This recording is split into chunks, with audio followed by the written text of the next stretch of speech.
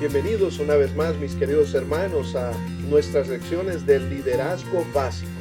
En estas lecciones del liderazgo básico hemos estado aprendiendo, sin duda alguna, cosas básicas pero fundamentales del liderazgo, ya sea el liderazgo en la iglesia, liderazgo en su empresa, liderazgo en cualquier ámbito de su vida donde usted se desarrolle.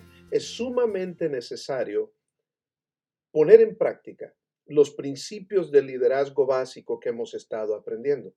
En nuestra última lección estuvimos hablando de lo que era la visión, estuvimos hablando quién era un líder, cuál era la visión, cómo nace la visión del líder y estuvimos hablando acerca de la planificación, cómo planifica un líder aquella visión que ha recibido, aquella visión que tiene en su corazón, aquella visión que viene directamente de Dios a la vida de este líder cuando quiere realmente impactar la vida de otros y hacer cambios en la vida de otros. Ahora, estuvimos hablando también acerca de formar equipos. Y en forma de repaso es importante que recordemos algunas de las cosas que estuvimos hablando acerca de formar equipos. Estuvimos hablando lo importante, los logros que se pueden llevar a cabo cuando formamos equipo. Estuvimos hablando acerca de momentos en los que tal vez tú trabajaste en equipo en alguna ocasión. ¿Cuáles fueron los resultados? Nos hicimos la pregunta, ¿qué hizo que el equipo funcionara? ¿Qué hizo que el equipo tuviera algunos conflictos dentro de sí mismo? ¿Por qué te parece que para muchos se les resulta sumamente difícil trabajar en equipo? ¿Cuál es la razón? ¿Cuál es la razón? Y una de las respuestas que estuvimos analizando es el egoísmo. Nos olvidamos de que tenemos metas en común, de que tenemos cosas que queremos lograr y que somos un equipo y que como equipo solamente las podemos lograr. Dimos algunos ejemplos de grandes deportistas, algunos de ellos futbolistas, Leo Messi, Cristiano Ronaldo y así sucesivamente. Vimos los ejemplos de cómo estos individuos, teniendo el equipo correcto a su alrededor, a las personas indicadas a su alrededor, pueden lograr hacer grandes cosas en sus vidas. ¿Cuántas cosas puede usted lograr hacer para Dios? ¿Cuántas cosas puede lograr usted en su vida simple y sencillamente si usted tiene un equipo a su alrededor? Nos hemos acostumbrado tanto en el tiempo que nosotros vivimos a ser personas individualistas. Se nos olvida lo que es trabajo en equipo y queremos a veces tomar todas las posiciones. No podemos hacer todo. El pastor no puede orar, colectar la ofrenda, predicar, tocar la alabanza. Se vuelve loco. Va a dar la bienvenida. Espérese un momentito. Viene entrando alguien. Voy a ir a darle la bienvenida. Voy, le doy la bienvenida. Espérese un momentito. Mucho gusto. Bienvenido a la iglesia. Me voy a ir corriendo porque tengo que cantar y después tengo que predicar y después tengo... Sería imposible hacer todo esto. Es sumamente importante que nosotros aprendamos lo importante que es el trabajo en equipo y cómo Dios bendice el trabajo en unidad de cada uno de nosotros. Es por eso que también analizábamos la pregunta, ¿qué es lo que define un equipo? ¿Será la camiseta? ¿Será la cancha? ¿Serán las reglas del juego? Y estábamos seguros que lo que define un equipo es tener el deseo de lograr algo en común, tener algo en común que queremos lograr juntos. Queremos llegar a esa meta. Tenemos una visión, tenemos un corazón. Eso nos lleva a nosotros a ser un equipo. Y hablamos de tres elementos indispensables para el trabajo en equipo. Es exactamente lo que acabo de mencionar.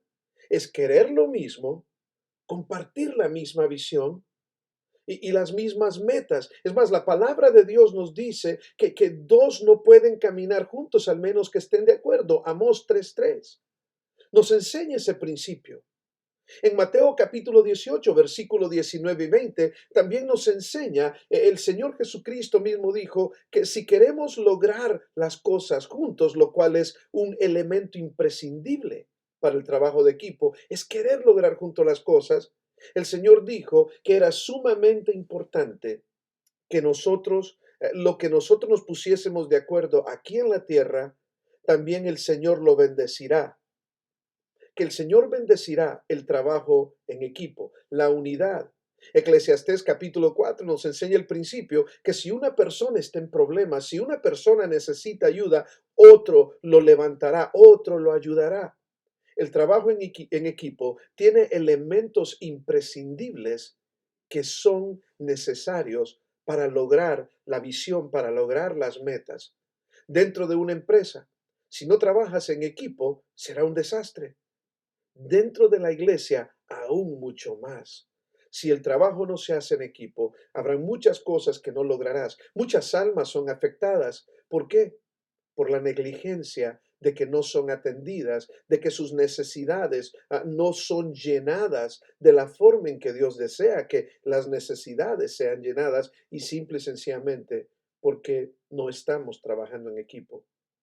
Elementos imprescindibles, querer lo mismo, querer lograrlo juntos. Y número tres, valorar la contribución que los demás aportan. Valorar la contribución que los demás aportan es sumamente importante. Estás convencido de que cada integrante tiene algo único que ofrecer al equipo. Cuando trabajas en equipo, porque equipo es más de uno, obviamente, es algo plural, no singular. Por lo tanto, cuando trabajas en equipo, tienes que valorar la contribución de cada persona en ese equipo. Tienes que darle a conocer a las personas que reconoces el valor que ellos tienen en tu vida y en el propósito de lo que están queriendo lograr. Tú le tienes que aprender, si tú quieres lograr grandes cosas con un equipo, dale el valor, reconoce el valor que tiene cada persona que forma parte de tu equipo. En Primera de Corintios capítulo 12, versículo 14 al 27, el apóstol Pablo nos enseña acerca de la estructura del cuerpo y cómo el cuerpo está estructurado. La mano no puede decir no necesito el pie no puede decir no necesito el ojo no puede decir no necesito el oído y la boca y la lengua no pueden decir no necesito el uno al otro. El trabajo en equipo aprende a valorar los miembros los unos de los otros. Dentro de la iglesia, Dios quiere lograr grandes cosas dentro de una organización que esté haciendo cosas significativas para otros seres humanos, que está depositando valor en otros seres humanos. Es importante valorar a tu equipo porque sin tu equipo no llegarás muy lejos.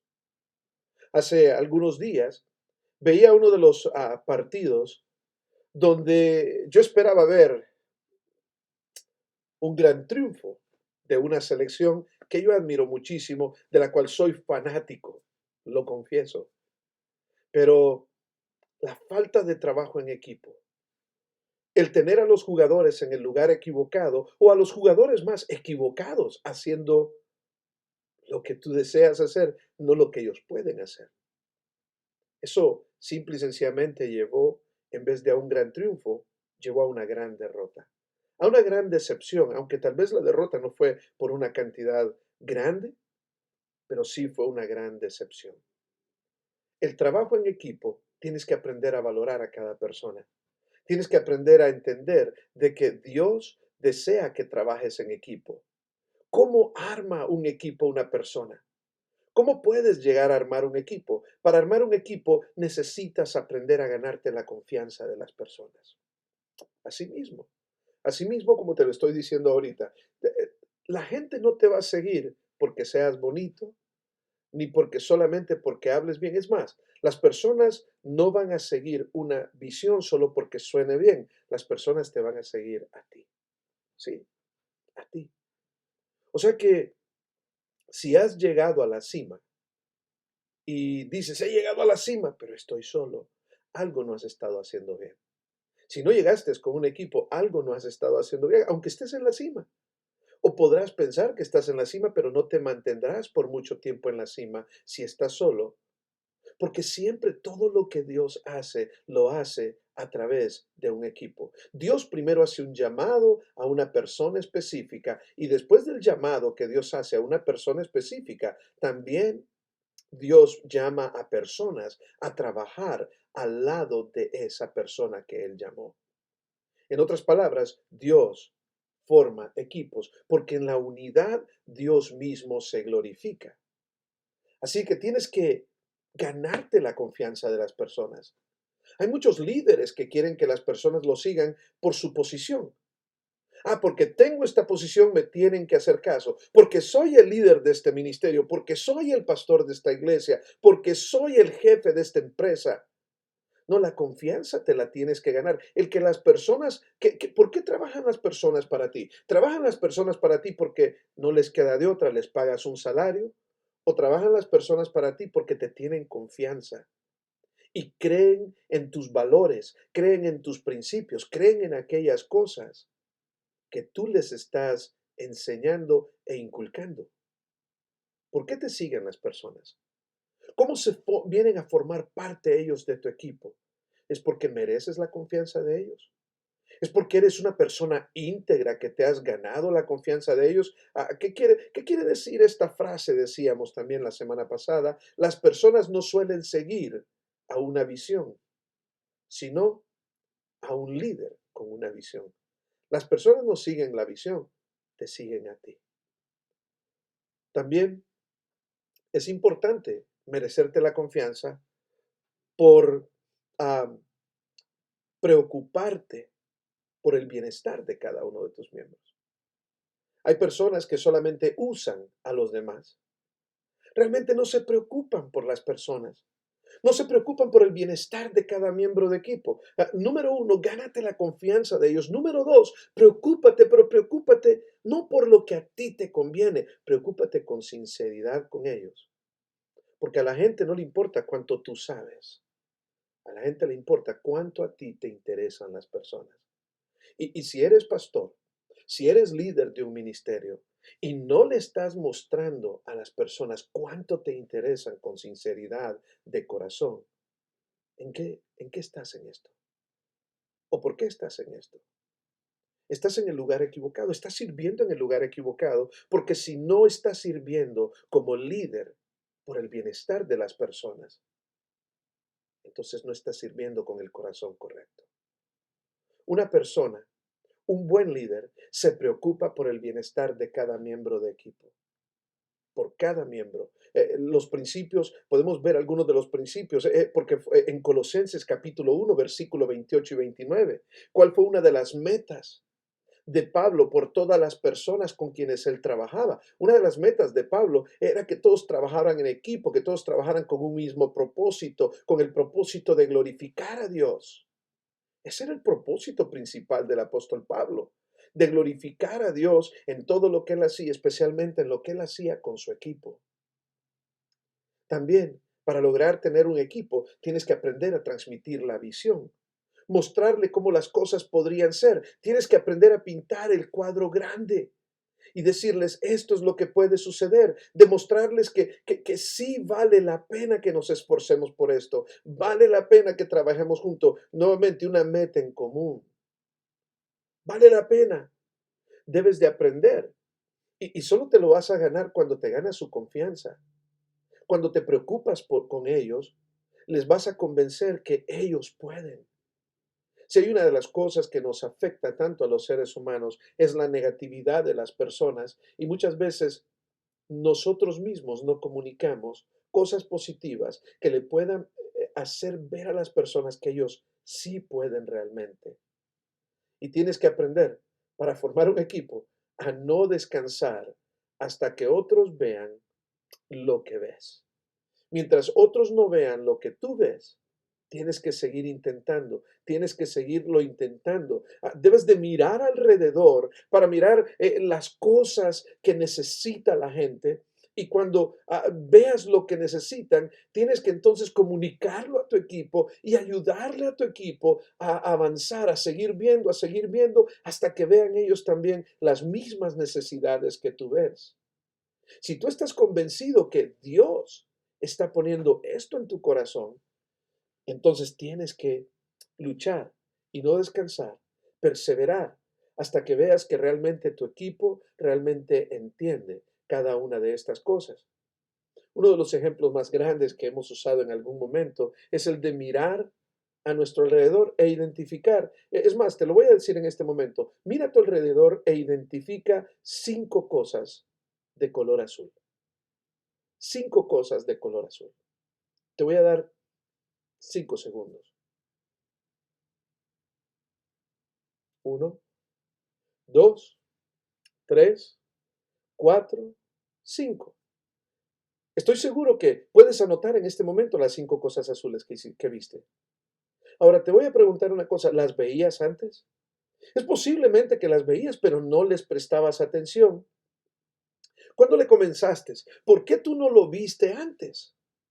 Es más, ¿por qué es que cuando compramos algo nuevo o un carro, de repente empezamos a darnos cuenta que hay muchos carros del mismo carro que nosotros compramos? Hay muchas cosas o hay muchas personas que ya tienen lo que yo compré, pero ¿por qué era que antes no lo viste? ¿Por qué era que antes no lo viste? Es porque mucho de lo que nosotros vemos, lo único que vemos es lo que estamos dispuestos a ver. ¿Cómo ves entonces? ¿Cómo ve un equipo que tú tienes la necesidad que tú estás observando? Se lo tienes que mostrar. Se lo tienes que mostrar, se lo tienes que mostrar hasta que logre identificar lo que antes no miraban porque no estaban poniendo atención con ese propósito. ¿Cómo motivar a un equipo? Es sumamente importante. Existen 2 tipos básicos de motivación, ¿ok? 2 tipos básicos de motivación y puedes escribir esto. Existe la motivación externa y la motivación interna. Externa, interna. Se ha dicho que la iglesia es un ejército conscripto por voluntarios. En una empresa existe la relación patrón-empleado. Ahí el líder tiene a su disposición los elementos de sueldo, ascenso. Eso motiva a la gente, ¿cierto? Motiva mucho a la gente. Hace poco pasé por un restaurante de comida rápida y me impresionó porque lo que estaba comprando ahora costaba el doble. Y le pregunté al joven en la ventana qué había sucedido, cuál había sido el cambio. Y me dijo, ya no nos pagan más $10 la hora, ahora nos pagan 14.25 la hora. Un cambio repentino y estaba con una sonrisa grandísima en su rostro. Eso me dice a mí que lo motivaba el hecho que tenía un mejor salario ahora. Eso motiva a cualquier persona. Pero los ascensos también motivan a las personas. En casos extremos, a veces los despidos motivan a las personas. En cambio, los líderes dentro de una iglesia o dentro de una organización no lucrativa es donde las personas no reciben un salario. Los líderes, por ejemplo, en una iglesia, solo pueden liderar en la medida en que los creyentes voluntariamente aceptan y siguen su liderazgo. O sea, si usted es líder en una iglesia y voluntariamente la gente está siguiendo y están yendo hacia el objetivo que usted les está indicando, hacia la visión que usted indica, quiere decir que usted es un buen líder. Porque no están motivados por algo externo, no están motivados por algo material, por un salario, por una posición. Espero que no estén motivados por eso. Así de que siguen su liderazgo voluntariamente y lo aceptan. Ahora, a raíz de esta verdad, el líder de la iglesia presta mucha atención a este tema de motivación. Debes de prestar mucha atención cómo un líder motiva a las personas. Cómo un líder motiva a las personas. Y vamos a estar llevando a un curso específicamente por 2 meses que vamos a estar hablando de cómo formar equipos. Y lo vamos a llevar por 2 meses, así que les invito de antemano. Así que esto es lo que nos muestra donde existen 2 tipos básicos de motivación, la motivación externa y la motivación interna. Nuevamente, la motivación externa, los sueldos, los castigos, las consecuencias, los premios, los salarios. La motivación interna tiene que ver con sentirme significativo, formar parte de algo importante en lo que yo he creído, un ideal en el que yo he creído, agradar a Dios y agradar también a otras personas. Aunque Dios emplea ambos tipos de motivación, siempre prefiere el deseo de servirle, obedecerle, que surja del corazón, que surja de algo que nos motiva internamente. Algo que nos motiva porque realmente queremos hacerlo, porque estamos dispuestos a ir y hacerlo, porque creemos en Dios, porque creemos en lo que Dios está haciendo, porque creemos en una visión. Dios quiere hacer algo y transformar el mundo en el que vivimos. Cuando nosotros tenemos esa motivación, es la motivación del corazón. En 2 de Corintios 9, versículos 5 y 7, el apóstol Pablo expresa esta motivación interna del corazón. Si tú lees esos versículos, te das cuenta que lo que motivaba al apóstol Pablo a hacer todo lo que hacía día con día era la motivación de lo interna del corazón. Ahora quiero mostrarte en este momento 4 ejemplos de motivación interna de los miembros de un equipo. Tu deseo debe de ser que los miembros de tu equipo sean motivados por motivaciones internas del corazón, porque aunque las cosas externas cambien, ellos no van a cambiar.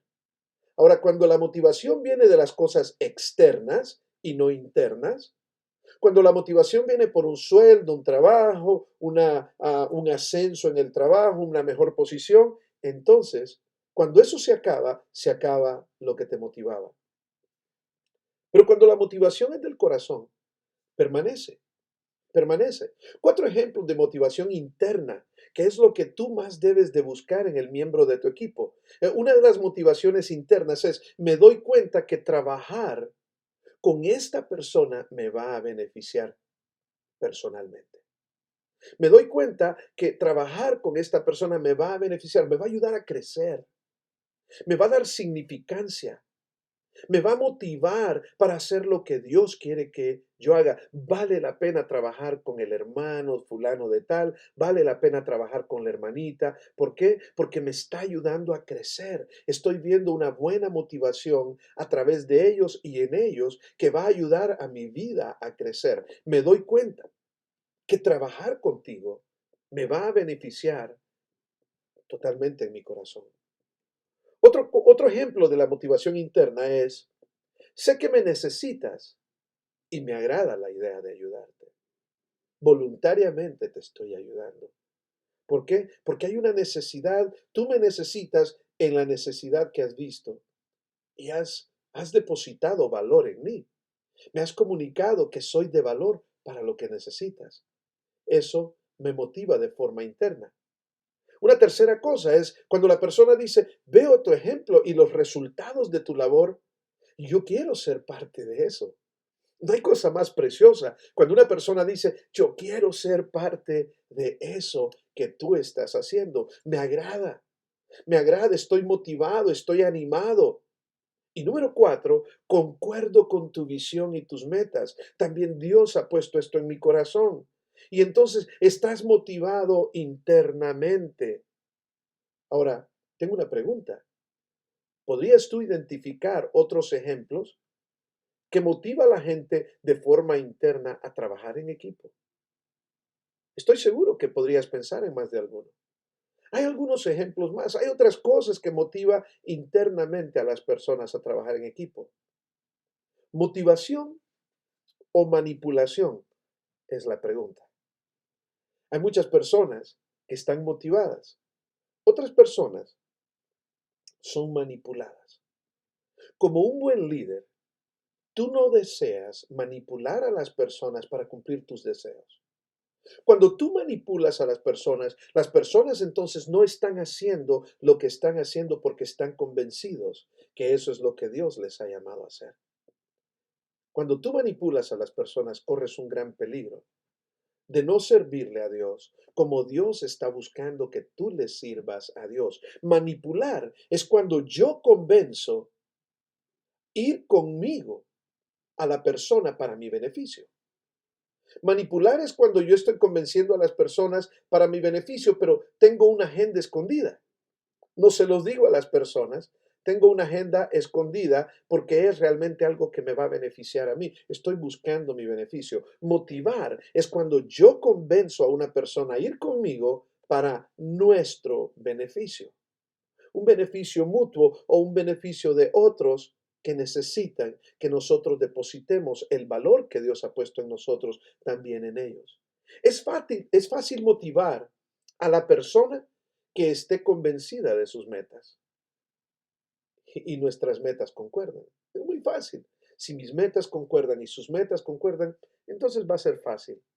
Ahora, es mucho más difícil cuando nos toca motivar a personas que tienen metas un poco diferentes a las nuestras y eso pasa muchas veces.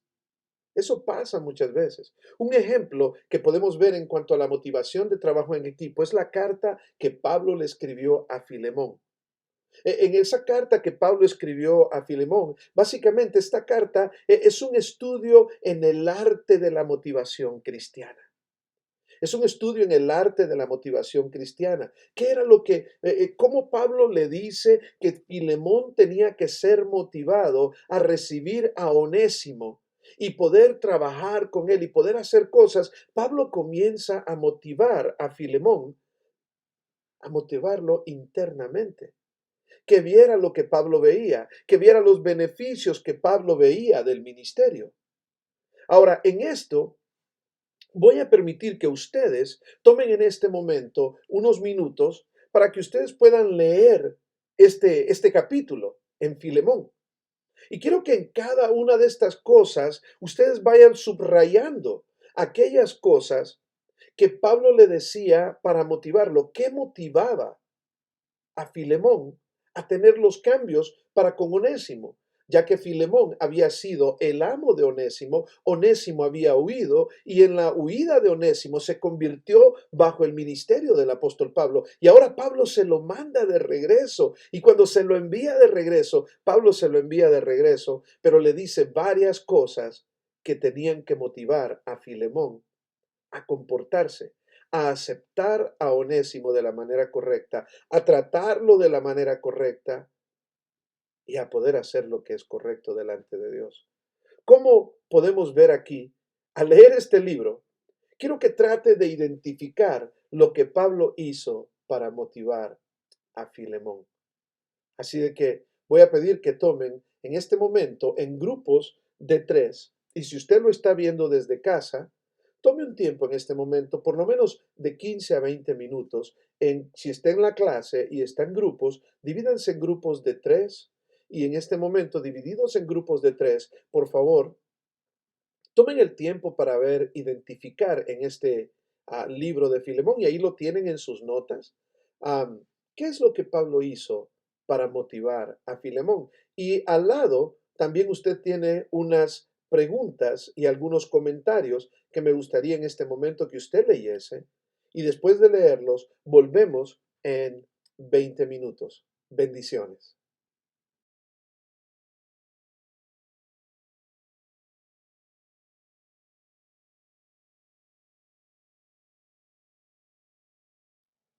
Muy bien, bienvenidos de nuevo.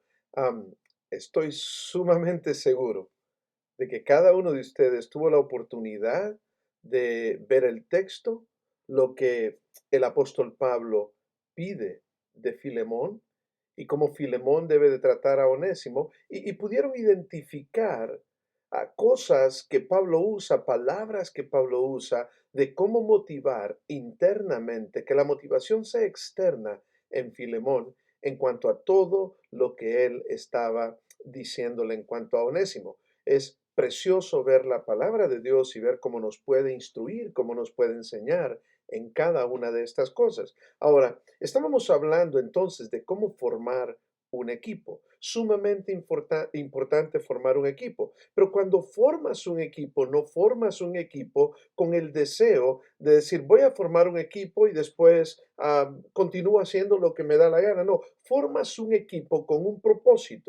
el propósito de alcanzar una meta específica que Dios ha puesto en tu corazón. Cuando formas un equipo, tienes un equipo de liderazgo, formas un equipo de líderes, ancianos, diáconos, lo que tú le llames o cual sea el título que tú le des, pero formas un equipo con el que vas a trabajar.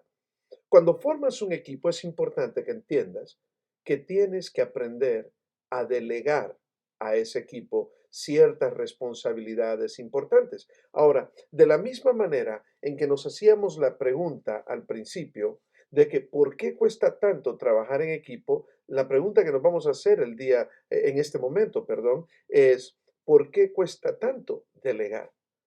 Hay personas que se creen autosuficientes y quizás en algún momento tú has caído en ese error. No tiene nada de malo aceptarlo. Todos en algún momento hemos caído en el error. En algún momento nosotros hemos creído que solo nosotros podemos hacer las cosas. Es una tristeza a veces, pero es la realidad que muchos de nosotros hemos vivido, que hemos experimentado. Ahora, vamos a leer dos pasajes el día de hoy en donde los líderes llegaron a la conclusión que era necesario que el equipo que ellos tenían delegarle al mismo algunas responsabilidades para que pudiesen trabajar las cosas de mejor forma. Algunos trabajos y responsabilidades, darles a los equipos estas cosas que son importantes para que nos ayuden a trabajar como un equipo. Vamos a tratar de identificar por qué delegaron ellos a su equipo las responsabilidades. Uno de los pasajes que vamos a estar viendo en la palabra de Dios, ya que ustedes saben que aunque muchas personas no lo creen, es de la palabra de Dios de donde salen cantidades y cantidades de principios de liderazgo. Ninguna de esas personas que pretende decir que tiene principios nuevos de liderazgo no son cosas nuevas. La palabra de Dios nos lo ha enseñado a través de muchísimo tiempo los principios de liderazgo y lo importantes que son. Ahora, vamos a entender en estos dos pasajes que vamos a ver lo importante que es que nosotros podamos identificar lo importante que es el delegar, la delegación. Éxodo capítulo 18, versículo 13 al versículo 27 nos va a enseñar esta realidad. Y también en el libro de los Hechos, capítulo 6, versículo del 1 al 7, nos enseña también otro ejemplo de cómo nosotros o por qué debemos de delegar y cómo hacerlo. En ambos casos, los líderes tomaron decisiones de delegar a otros porque en realidad lo vieron necesario. Parece que en muchos casos ni pensamos muchas veces en delegar las cosas o el trabajo a las otras personas que son parte de nuestro equipo hasta que nos vemos al borde de la locura o hasta que llegamos a donde ya no podemos más, al borde de nuestra capacidad. Así que insistimos en la misma pregunta, ¿por qué si es tan difícil hacer todo uno solo, por qué es tan o por qué cuesta tanto delegar? Las siguientes confesiones son confesiones algo comunes de algunos líderes que tienen dificultad delegando lo que am, el trabajo a otras personas. Vamos a ver si podemos identificar la verdadera razón, porque o cuál es la razón por el cual no delegan. Una de las cosas que dicen algunos líderes que no delegan es no tengo tiempo para delegar. En realidad, yo creo que no hay tiempo para delegar, sino que muchos líderes no quieren invertir el tiempo en la organización y la planificación de una tarea que hay que delegar. Y muchas veces, simple y sencillamente, vemos las cosas más fáciles, a ver cómo sale o a ver si me sale a mí. Otra de las cosas que dicen algunos líderes, me resulta más fácil hacerlo yo mismo. Lo que está diciendo esa persona en realidad es, no, o que más bien no entiende esa persona, es que no entiende el propósito de que el liderazgo debe de compartir la carga que unos llevamos juntamente con los otros. En otras palabras, esta persona no entiende el propósito del liderazgo, de que liderar es no hacer todo, sino más bien un buen líder no hace el trabajo de 10 personas.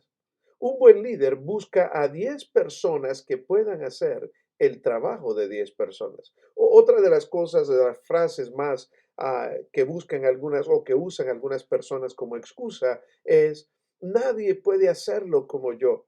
O sea, nos creemos que solamente nosotros podemos. Creemos que no hay otras personas capaces que tengan la habilidad y quizás hay personas, te voy a decir, te sorprenderás y quizás hay personas que lo hacen mucho mejor que lo haces tú. Pero es cuando viene la actitud de egoísmo que lleva al perfeccionismo muchas veces. Otras personas dicen, ¿y qué si lo hace mejor que yo? Esto viene a ser porque muchas veces hay líderes con mucha inseguridad. ¿Y qué si lo hacen mejor que tú?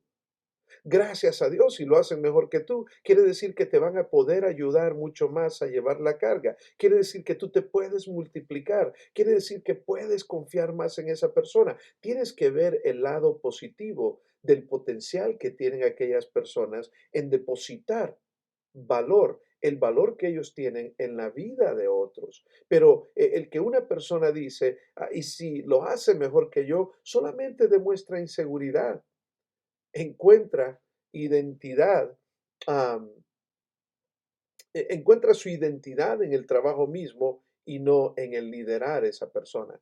Ah, otra de las últimas, o la última cosa que quiero mencionar es cuando alguien dice, la última vez que lo intenté, ¿sabes lo que pasó? O sea, lo intenté y no me resultó. Esto básicamente está enfocado en los resultados en vez de la responsabilidad de formar otras personas. Es importante formar otras personas. Ahora, en Éxodo capítulo 18, versículo 13 al 20, identificamos un problema. Moisés, lo voy a resumir en palabras y después vamos a ver verso por verso, contestando algunas preguntas claves para entenderlo mejor. Moisés en un momento, él llegó a hacer todo el trabajo él. Llegó su suegro en Éxodo capítulo 18, versículo 13 al 27, y su suegro le dijo, Moisés, ¿qué estás haciendo? No solamente te estás matando a ti mismo, pero estás haciendo que el pueblo también perezca. O sea, no puedes seguir así, Moisés. Tienes que hacer, hay algo que no estás haciendo bien, tienes que hacer algo de una mejor manera. No puedes seguir haciendo todo el trabajo o perecerás tú y perecerá el pueblo. Van ustedes a desmayar. Necesitas encargar este trabajo a personas que se encargue de miles, personas que se encargue de cienes, de cincuentas y de dieces. En otras palabras, tienes que organizar, tienes que planificar y tú solamente te vas a encargar de las cosas que Dios te ha llamado realmente a hacer. Y el suegro le dijo a Moisés, Dios te llamó a ser a ti el intermediario entre el pueblo y Dios. Esa es una cosa que vas a hacer. La segunda cosa, Dios te llamó a ti a ser el que le enseñes al pueblo la palabra de Dios. Y no solamente que se le enseñes, que les digas cómo ellos deben de aplicar, de vivir esa palabra que tú les enseñas en sus vidas de forma práctica. Esos son los enfoques que tú tienes que tener. Entonces, lo importante de esto es que cuando su suegro le dijo, Moisés hizo lo que muchos líderes, uno de los puntos ciegos que muchos líderes tienen es que no saben escuchar. No saben escuchar y muchos líderes a veces piensan de que solamente ellos tienen la respuesta, de que no necesitan escuchar absolutamente a nadie. La realidad de las cosas es que Moisés escuchó a su suegro y cuando Moisés escuchó a su suegro, lo que sucedió es que Moisés procedió, hizo los cambios necesarios y después de hacer los cambios necesarios, Moisés tuvo éxito en lo que estaba haciendo. Moisés pudo descansar, pero no solamente descansó él, descansó el pueblo de estar esperando hasta poder hablar con Moisés, hasta que alguien que fuera Moisés, en este caso, les pudiera dar consejos, les pudiera decir lo que ellos tenían que hacer cuando tenían algún asunto entre ellos que resolver. Ya ahora venían otros a resolver el problema. Ahora, Moisés tuvo este problema y es uno de los grandes ejemplos de lo que importante que es el delegar en la Biblia. Ahora, hay cuatro elementos de los que yo quiero hablar en este momento, imprescindibles para la delegación eficaz. Aquí mismo, en el pasaje de Éxodo capítulo 18, versículo 13 al 27, vemos aquí y podemos descubrir algunos elementos eficaces de la delegación, elementos eficaces del delegar. Uno de los elementos eficaces al delegar nosotros, podríamos decir que es identificar la necesidad. Para poder delegar debemos de primero identificar la necesidad. ¿Cuál es la necesidad que estamos buscando cubrir?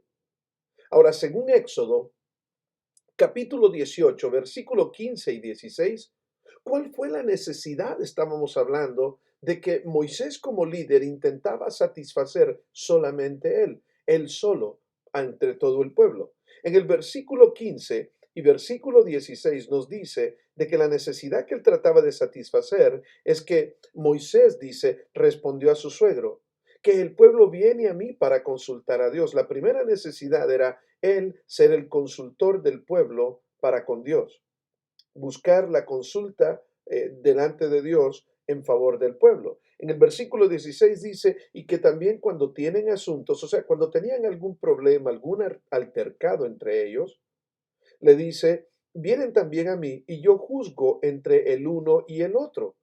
Y también les enseño las ordenanzas y las leyes de Dios. Entonces, esto es lo que yo estoy haciendo.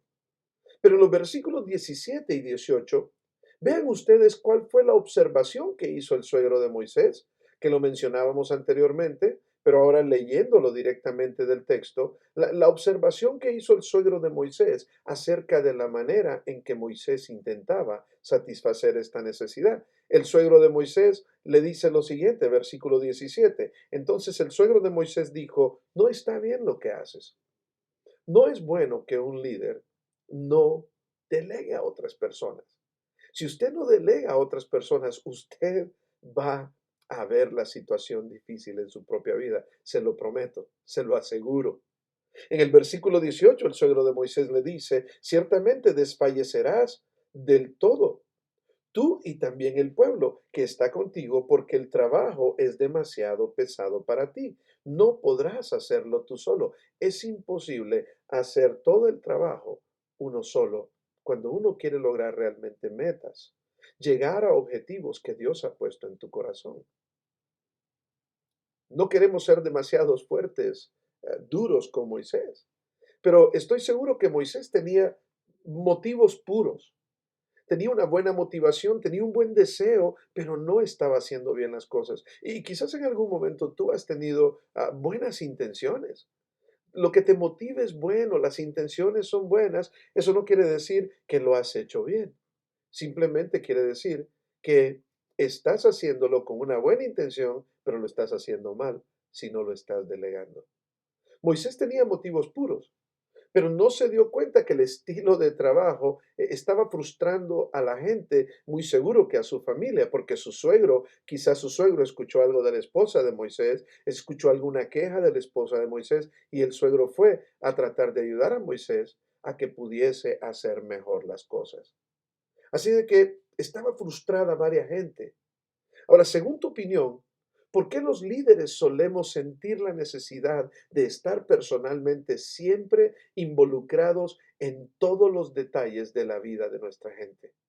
Es porque a veces pensamos que nadie lo puede hacer mejor que nosotros. O pensamos, no, no, es que yo soy el líder, yo soy él, yo soy, y ponemos el título al lado y pensamos, la gente se va a sentir mejor si somos nosotros. No te olvides que Efesios 4 dice, el Señor nos ha llamado nosotros a capacitar a otros para que ellos hagan el ministerio o las cosas que deben de llevarse a cabo en la vida de una iglesia. Ahora, no solamente debes de identificar la necesidad, es algo imprescindible para la delegación, identificar la necesidad y cuando identificas la necesidad, ahora tienes que buscar definir la tarea. ¿Qué es lo que se necesita hacer? El suegro de Moisés le ayudó, no solamente le ayudó a definir la necesidad, sino también a aclarar el trabajo que hacía falta para satisfacer la necesidad. Ahora, vamos a ver en el versículo 19 y 23 y vamos a contestar algunas preguntas. En el versículo 19 al 23, la primera pregunta que vamos a contestar es, ¿cuál era la tarea que solo Moisés estaba condicionado para realizar? En el versículo 19 dice que la tarea de él, después de que el suegro lo está aconsejando, dice que la tarea de él era de que Dios estaría con él, estar tú por tu pueblo delante de Dios. La tarea de Moisés era estar por su pueblo delante de Dios y someter los asuntos del pueblo a Dios. En el versículo 20 nos dice aquí también, en el versículo 20 nos dice, y enseña a ellos las ordenanzas, lo que mencionábamos anteriormente. La responsabilidad de Moisés era ser el puente entre Dios y el pueblo, enseñar las ordenanzas, enseñar las leyes, muéstrales el camino por donde deben de andar y lo que han de hacer. Tu responsabilidad es esta, Moisés. Sé el intermediario entre Dios y el pueblo. Sé el que le enseñas los estatutos de Dios al pueblo y sé el que le enseñas al pueblo cómo aplicar esos estatutos en la vida del pueblo. Esa es tu responsabilidad. No tienes que hacer más. Lo demás lo puedes delegar. Entonces vemos ahí que la tarea de Moisés era esa. Por lo tanto, ¿qué fue lo que Moisés pudo delegar? Versículo 22. Dice que Moisés delegó todo, que dijo, ellos juzgarán al pueblo en todo tiempo y todo asunto grave lo traerán a ti. O sea, permitió que los demás líderes aconsejaran al pueblo y que cualquier asunto grave lo trajeran a él. Entonces dice aquí también de que todo asunto pequeño ellos se encargarían de ellos y así aliviaría la carga sobre él mismo y sobre el pueblo también. El suegro de Moisés identificó tres beneficios que se producirían como resultado del consejo que él le estaba dando a Moisés. Vea usted los beneficios que se producirían. Los beneficios que se producirían básicamente es, estarás más tranquilo tú, estará más tranquilo el pueblo, descansarás más tú, descansará más el pueblo. Así aliviarás la carga sobre ti y ellos la llevarán contigo. Si esto hicieres, Dios, y Dios te lo mandare, tú podrás sostenerte. Otro beneficio, se iba a poder sostener y también el pueblo se irá en paz. Beneficios de haber delegado las responsabilidades en otros líderes. El suegro de Moisés identificó esto. ¿Qué persona hay cerca de ti que te puede hablar, que puede tenerte la confianza para identificar algunos de estos puntos ciegos que tal vez tú estás teniendo en tu liderazgo? Algunos de estos puntos ciegos en los que muchas veces nosotros como líderes no escuchamos a las otras personas.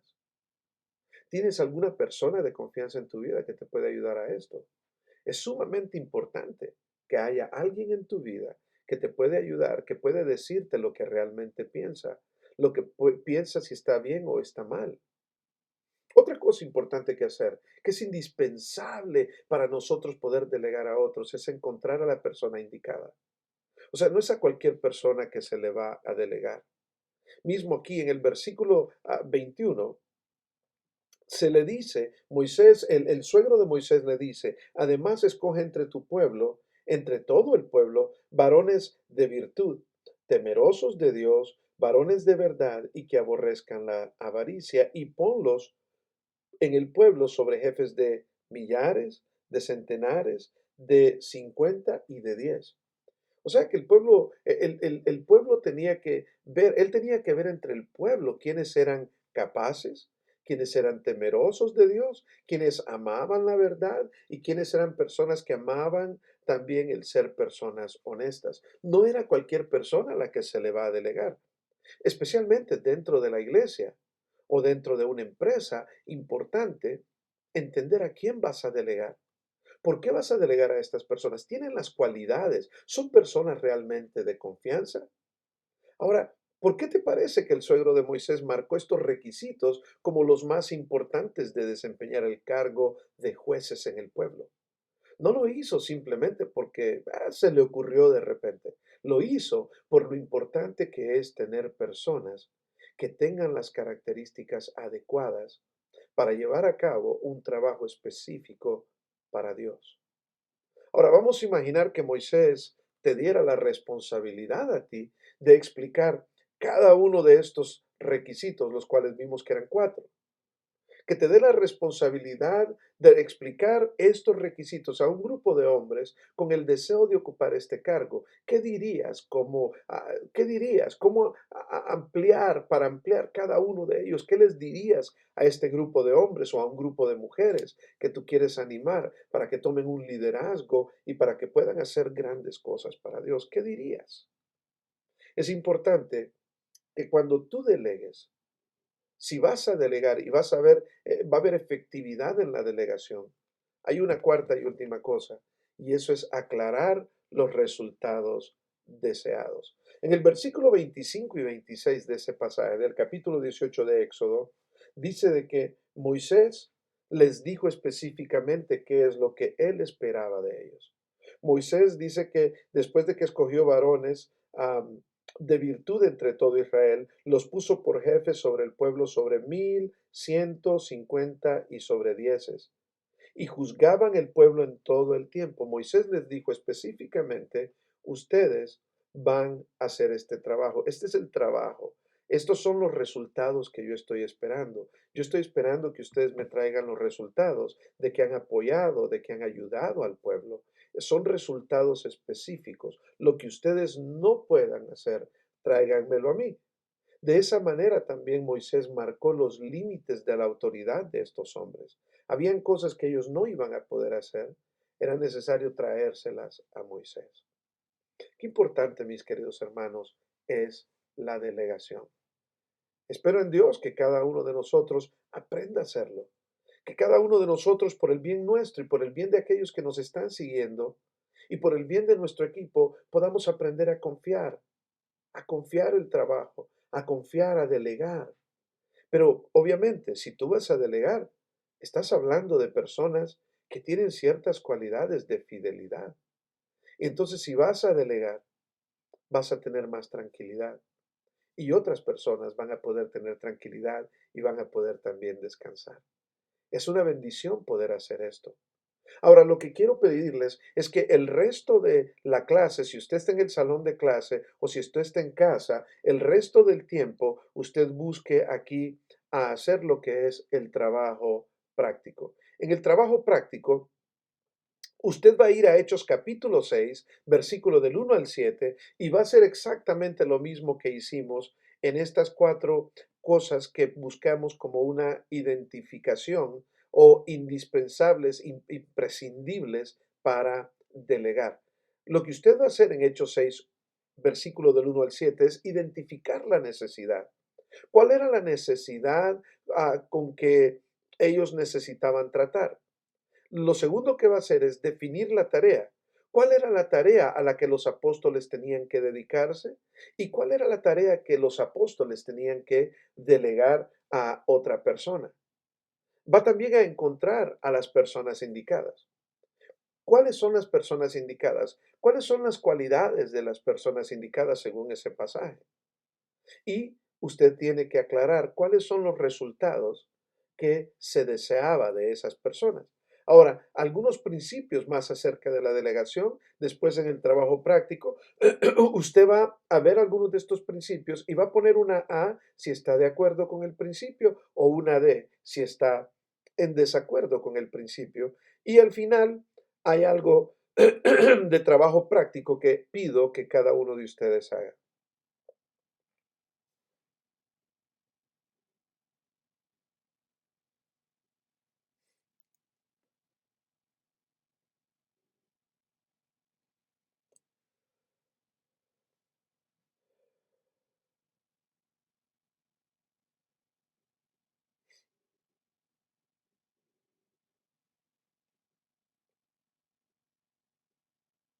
Después de aclarar los resultados deseados, también usted va a ver algunos principios más acerca de la delegación.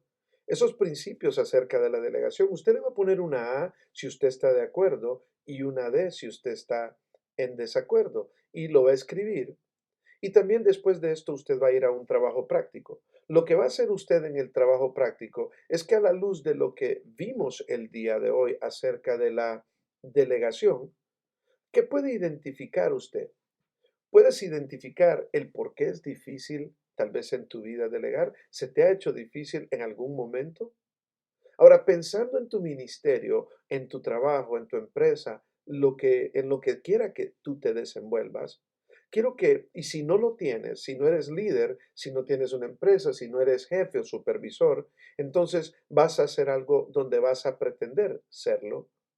Y vas a pretender y vas a hacer una historia en la cual vas a identificar una necesidad y vas a escribir ahí según las indicaciones. Vas a definir una tarea que necesita ser hecha, vas a encontrar a las personas adecuadas, a las personas indicadas para esa tarea y después también vas a aclarar los resultados deseados. Esta va a ser la tarea que van a hacer en este momento, así que espero en Dios de que pueda ser de mucha bendición para ustedes y nos vemos hasta la próxima. Por favor, no olviden hacer sus tareas de hacer esta parte práctica, pero también leer el libro Liderazgo con propósito del pastor Rick Warren. Liderazgo con propósito, específicamente van a leer el área donde habla acerca de el delegar a otros. Qué importante es delegar a otros parte del trabajo y de esa forma que nosotros podamos tener una vida más tranquila y descansada.